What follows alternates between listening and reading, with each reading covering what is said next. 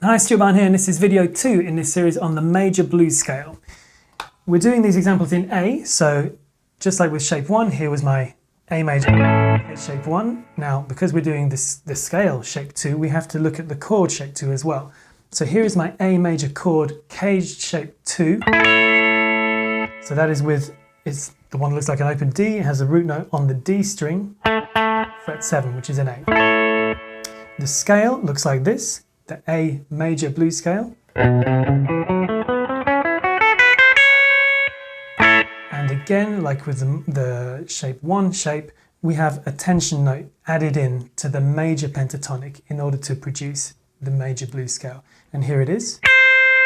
Now you can hear in that context, it creates tension, unlike these, or even these.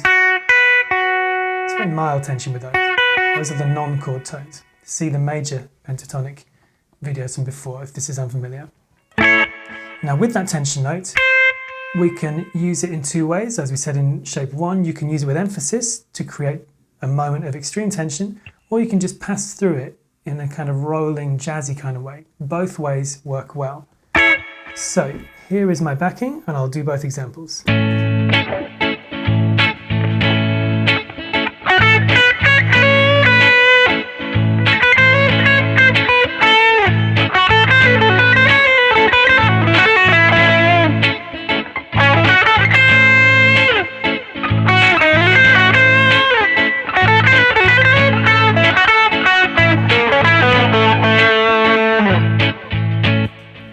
Okay, you get the idea.